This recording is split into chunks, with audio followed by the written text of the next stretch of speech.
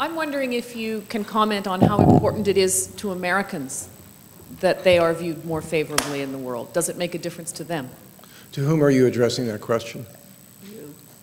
Well, perhaps you could address it first, and perhaps Secretary Albright from her travels.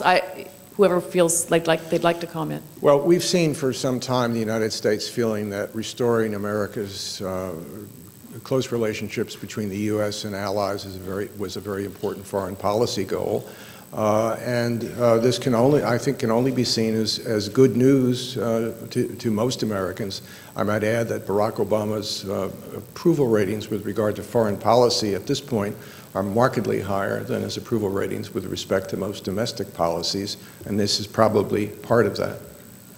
Well, you know, I do think that people prefer to be viewed positively and be popular. I think that we are going to have to see how this is translated into real things on the ground. When Americans feel more secure, but I think a lot of Americans understand the extent to which our fate is tied to that of other countries, and that therefore, as we get into more partnerships and cooperation, people will see that positively. Ultimately, though, as any country, people care about what's going on domestically.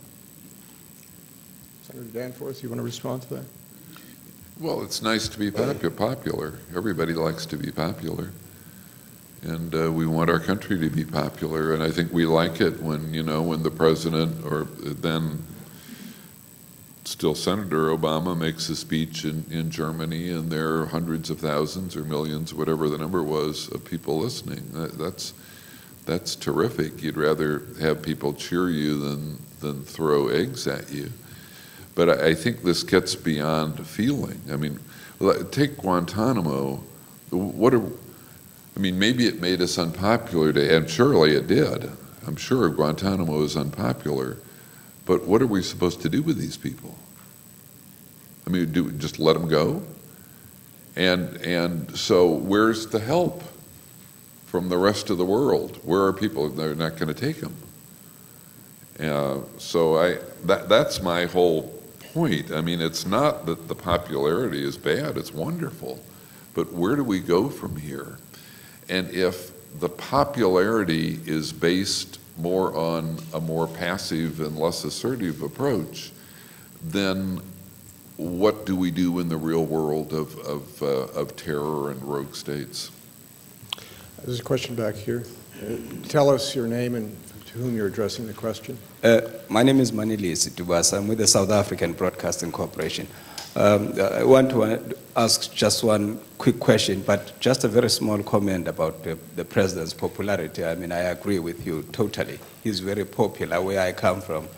His speech in Ghana, for instance, you know, he touched the very important issues, but unfortunately, you know, he was preaching to the people who are already converted. I mean, it didn't go in the grassroots. I mean, some of the people in South Africa, Mozambique, and Mauritius, where I was, don't even know he was in Ghana. I suppose it's because of the media, the accessibility. Try to bring the question to a point. We got a lot of people here. Yeah. What is your question? And my question is, I see that his popularity in the two countries in Africa you researched, that is his hometown in Kenya and Nigeria, the most popular, are very high. Did you find out, because I'm not sure if, like in Germany and France, he might be more popular than the leaders there?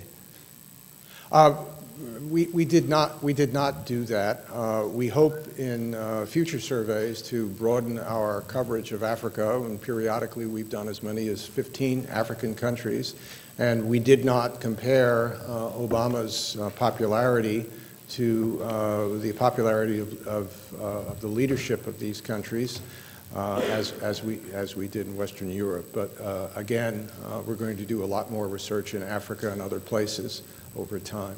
Thank you. Right here. Thank you. Thanks. Andrei Sita from TASS from Russia. My question is for Secretary Albright. Madam Secretary, how do you explain the lingering doubts, the lingering concerns in Russia and in the U.S. about Russia, which is also in the survey?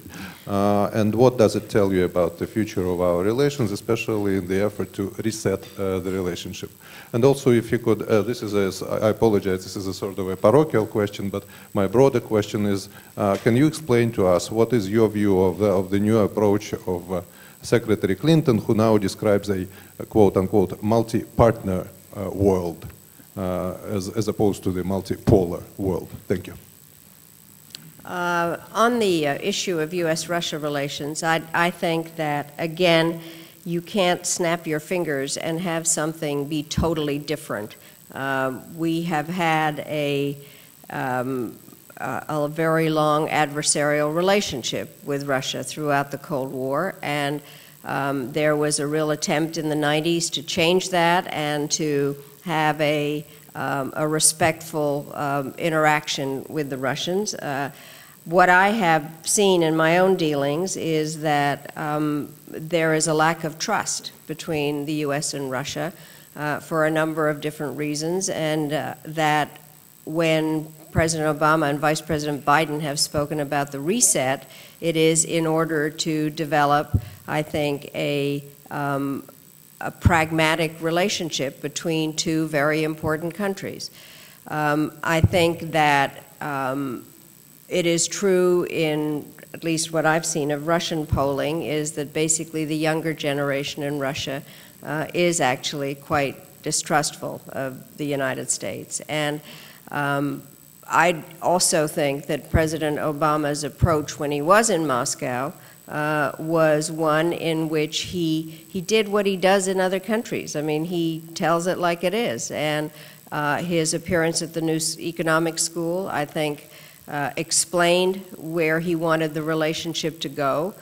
And yet now there are going to be some very practical effects. The question is how the strategic arms control talks will go, what the relationship is going to be on NATO-Russia, and at the same time reaching out, wanting to work with Russia, but also making clear that we don't believe in spheres of interest. And so I think there's going to be, on both sides, a very practical and pragmatic approach, cooperating where we can.